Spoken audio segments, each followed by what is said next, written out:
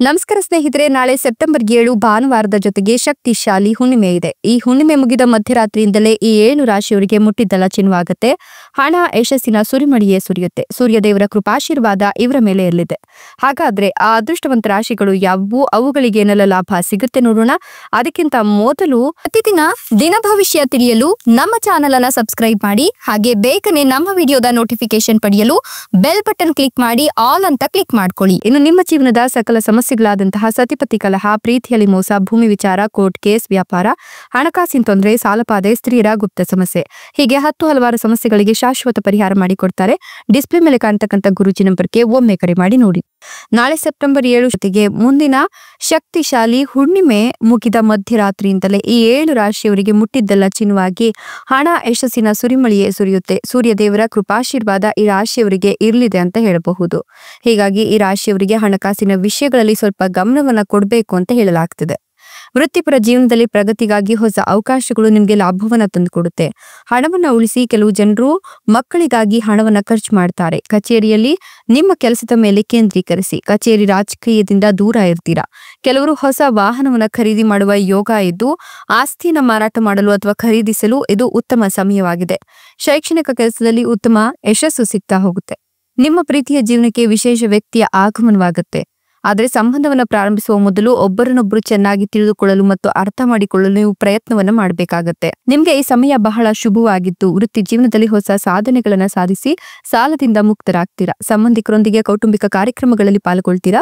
ಕೆಲವರು ಹೊಸ ಮನೆ ಖರೀದಿಯ ಯೋಗವನ್ನ ಕೂಡ ಪಡ್ಕೊಂಡಿದ್ದಾರೆ. ಸಂಪತ್ತು ಹೆಚ್ಚಾಗುವ ಸಾಧ್ಯತೆ ಇದ್ದು ಕುಟುಂಬ ಮತ್ತು ಸ್ನೇಹಿತರ ಬೆಂಬಲದಿಂದಾಗಿ ಸಾಕಷ್ಟು ಹಣವನ್ನ ಗಳಿಸ್ತೀರಾ. ವಿದೇಶದಲ್ಲಿ ಉನ್ನತ ಶಿಕ್ಷಣವನ್ನ ಪಡೆಯಲು ಬಯಸುವ ವಿದ್ಯಾರ್ಥಿಗಳು ಒಳ್ಳೆಯ ಸುದ್ದಿಯನ್ನ ಪಡ್ಕೊಳ್ತೀರಾ. ವೈವಾಹಿಕ ಜೀವನದಲ್ಲಿ ಸಂತೋಷ ಇರುತ್ತೆ. ಒಂಟಿ ಜನರು ತಮ್ಮ ಆರಾಮ ವಲಯದಲ್ಲಿ ಹೊರಬಂದು ಹೊಸ ಜನರನ್ನ ಭೇಟಿಯಾಗ್ತಾರೆ. ಜೀವನದಲ್ಲಿ ಅನೇಕ ಪ್ರಮುಖ ಬದಲಾವಣೆಗಳನ್ನು ಕಾಣ್ತೀರಾ. ಹೊಸ ಸವಾಲುಗಳನ್ನ ಎದುರಿಸಲಿಕ್ಕೆ ಸಿದ್ಧರಾಗಿರ್ತೀರಾ.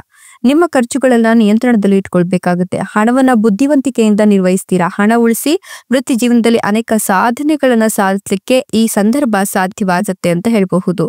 ನಿಮ್ಗೆ ಈ ಒಂದು ಸಂದರ್ಭದಲ್ಲಿ ಸೂರ್ಯ ದೇವರ ಕೃಪಾಶೀರ್ವಾದ ಇರೋದ್ರಿಂದ ನೀವು ಅಂದುಕೊಂಡಿದ್ಕಿಂತ ಹೆಚ್ಚಿಗೆ ಗಳಿಸ್ತೀರಾ. ಸಾಕು ಪ್ರಾಣಿಗಳಿಗೆ ನೀವು ಈ ಸಂದರ್ಭದಲ್ಲಿ ಊಟವನ್ನ ನೀಡೋದ್ರಿಂದ ನಿಮ್ಮ ಒಂದಷ್ಟು ಪಾಪ ಕರ್ಮಗಳು ಈ ಸಂದರ್ಭದಲ್ಲಿ ಕಳೆಯುತ್ತೆ ಅಂತ ಹೇಳಬಹುದು. ಜೊತೆಗೆ ಇಷ್ಟು ದಿನ ನೀವು ಇನ್ನೂ ಕೂಡ ಶಕ್ತಿಯುತವಾಗಿ ಇಲ್ಲ ಅಂತ ಹೇಳಿದ್ರೆ, ಆರೋಗ್ಯ ಸುಧಾರಿಸಿಲ್ಲ ಅಂತ ಹೇಳಿದ್ರೆ, ಯೋಗ ಮತ್ತೆ ಧ್ಯಾನದ ಮೊರೆ ಹೋದ್ರೆ ಖಂಡಿತವಾಗಿಯೂ ಕೂಡ ಆರೋಗ್ಯಕರ ಜೀವನ ಶೈಲಿ ನಿಮ್ಮದಾಗತ್ತೆ. ಈಗಷ್ಟೇ ಸಂಬಂಧವನ್ನ ಪ್ರಾರಂಭಿಸಿದ ಜನರು, ಅಂದ್ರೆ ಈಗಷ್ಟೇ ಸಂಬಂಧಗಳಲ್ಲಿ ಇರ್ತಕ್ಕಂಥ ಜನರು ಅಥವಾ ಮದುವೆ ಆಗಿರ್ತಕ್ಕಂಥ ಜನರಿಗೆ ಅನೇಕ ರೊಮ್ಯಾಂಟಿಕ್ ತಿರುವುಗಳನ್ನ ಇವರ ಜೀವನದಲ್ಲಿ ನೋಡ್ತಾರೆ. ಶೈಕ್ಷಣಿಕ ಕೆಲಸದಲ್ಲಿ ಕಠಿಣ ಪರಿಶ್ರಮಕ್ಕೆ ಪ್ರತಿಫಲ ದೊರಕುತ್ತೆ. ವೃತ್ತಿ ಜೀವನದಲ್ಲಿ ಹೊಸ ಸಾಧನೆಗಳನ್ನ ಸಾಧಿಸ್ತೀರಾ. ಮನೆ ದುರಸ್ತಿ ಕಾರ್ಯ ಪೂರ್ಣಗೊಳ್ಳುತ್ತೆ. ಸಂಬಂಧಗಳಲ್ಲಿ ಪ್ರೀತಿ ಮತ್ತೆ ವಿಶ್ವಾಸ ಹೆಚ್ಚಿಗೆಯಾಗಿ ಪ್ರಣಯ ಜೀವನದ ಆಹ್ಲಾದಕರ ಕ್ಷಣಗಳನ್ನ ಸ್ಮರಣೀಯವಾಗಿಸಲು ಪ್ರಯತ್ನವನ್ನ ಮಾಡ್ತೀರಾ. ಅನೇಕ ಆದಾಯದ ಮೂಲಗಳಿಂದ ಆರ್ಥಿಕ ಲಾಭ ಇದೆ. ಕಾನೂನು ವಿಷಯಗಳಲ್ಲಿ ಜಯ ಸಿಗುತ್ತೆ. ವೈಯಕ್ತಿಕ ಮತ್ತೆ ವೃತ್ತಿಪರ ಜೀವನದಲ್ಲಿ ನೀವು ಸಮತೋಲನವನ್ನ ಈ ಸಂದರ್ಭದಲ್ಲಿ ಕಾಪಾಡ್ಕೊಳ್ತೀರಾ.